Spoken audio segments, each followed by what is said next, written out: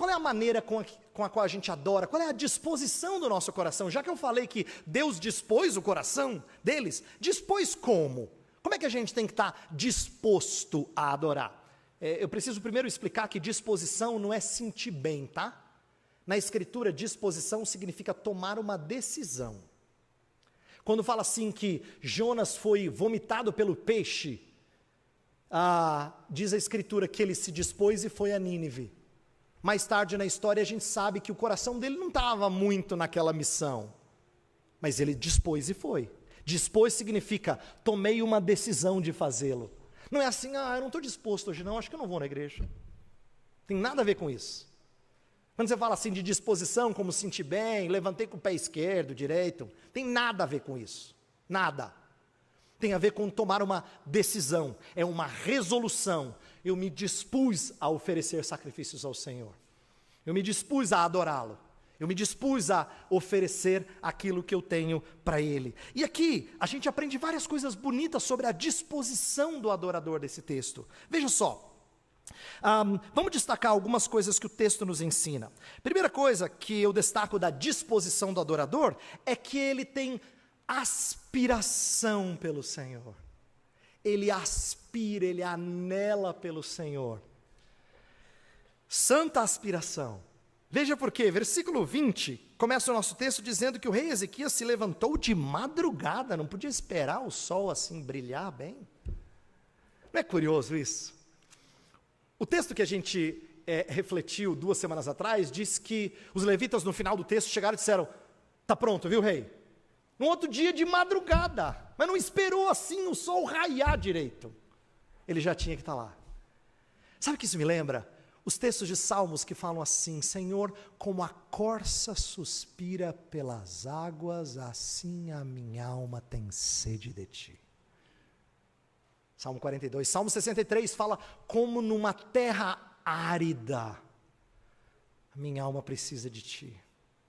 Tem vários salmos em que mostram o salmista anelando por Deus, aspirando por Deus, ansiando por estar na sua casa, adorando a Ele, tendo mais e mais das suas dádivas. A gente deveria ter urgência em restaurar nossa paz com Deus.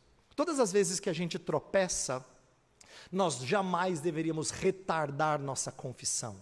Sabe quando você sabe que fez bobagem? A gente nunca devia ficar turrão, retardando nossa restauração ao Senhor. Por quê? Porque uma das coisas belas de um adorador é quando ele anela estar em comunhão com o seu Senhor. Ele anela isso, né? Não devemos vir à igreja porque tivemos uma ótima semana espiritual. A gente vem à igreja porque a gente teve uma semana espiritual abaixo do nível. É por isso que a gente precisa vir para cá. Senhor, preciso de Ti, de novo. Da Tua misericórdia, da Tua graça, da Tua renovação. Essa é a aspiração de um santo que ainda peca, ainda tropeça. Nós carecemos desesperadamente do Senhor para continuar nossa caminhada. E o Senhor não rejeita um coração contrito e arrependido, diz o Salmo 51. Ele não rejeita. Então, aqui, primeira coisa é, Ezequias tinha conduzido o povo em arrependimento, eles fizeram toda a preparação para o culto. No outro dia, nem esperou o sol raiar, vamos logo.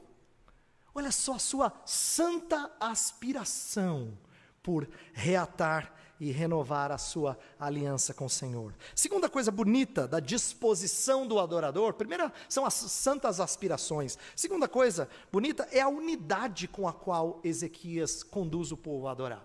Tem um detalhe aqui que pode ter passado batido, mas é muito significativo, e eu quero explicar essa história brevemente para você. Verso 24 fala assim, os sacerdotes os mataram e com o sangue fizeram uma oferta pelo pecado, ao pé do altar, para expiação de todo Israel, porque o rei tinha ordenado que se fizesse aquele holocausto e oferta pelo pecado por todo o Israel. 2 vezes essa expressão.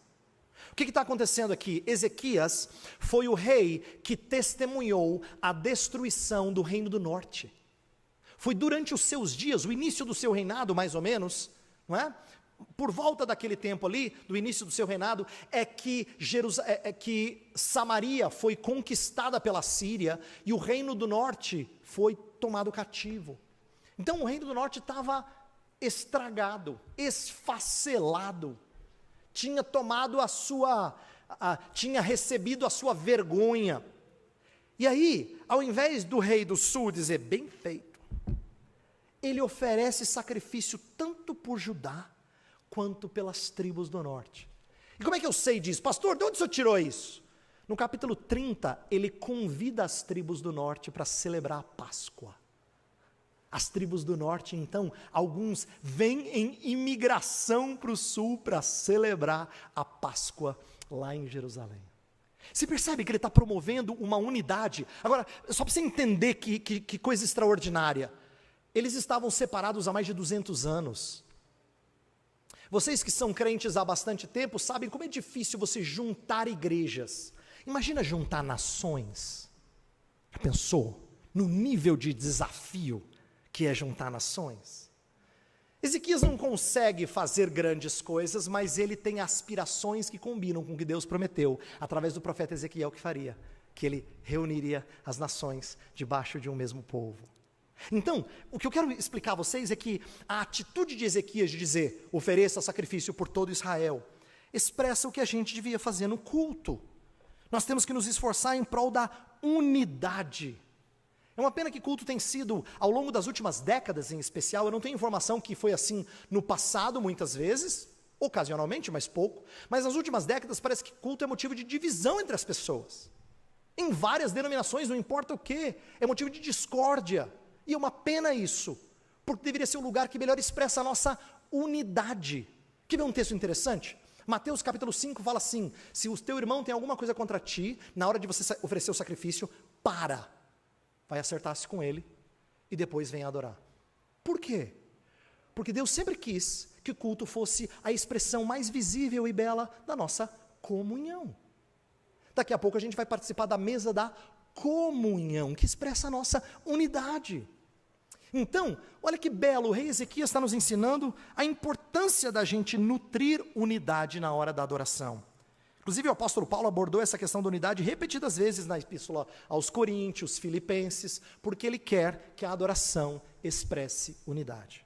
Então eu falei de santas aspirações, desejo de aproximar-se do Senhor, falei de unidade. Alegria é uma coisa que está no texto, mas eu vou deixar para falar daqui a pouco, porque está conectado com outro ponto. E a última é liberalidade nas ofertas. Olha que interessante a disposição desses adoradores. Nos versos 32 a 35, começa a dizer que o povo veio oferecendo sacrifício. Ofereceu 70 bois, 100 carneiros, 200 cordeiros, depois foram consagrados 600 bois, 3.000 ovelhas. E os sacerdotes fizeram isso, o sacerdote não estava muito bem preparado, mas os levitas ajudaram. E a ideia é que o povo respondeu com liberalidade. Essa é uma expressão bonita que aparece em alguns momentos de renovação espiritual na vida do povo. Por exemplo, lá em Êxodo, quando o tabernáculo vai ser construído, tem um determinado momento que Moisés fala assim, pessoal, momento de ofertas para o tabernáculo. Ele tem que pedir para parar, de tanto que vem. Ele tem que pedir para parar, literalmente, dizer, pessoal, suficiente, um montante aqui de ofertas é suficiente. Porque o povo se mostrou liberal. No Novo Testamento, Paulo fala assim, que os macedônios deram além das suas posses. Olha como culto envolve também liberalidade no que nós doamos. Essa é uma área que a gente trabalha pouco, mas a gente não deveria trabalhar pouco. Nós cultuamos também com nossas ofertas, nossos dízimos e ofertas. E quando a gente deixa de demonstrar liberalidade no que a gente oferta, a nossa boca e o nosso bolso entram em contradição. Não é? Senhor, eu devo tudo a ti, você fala. Mas tem coisas que não respondem adequadamente.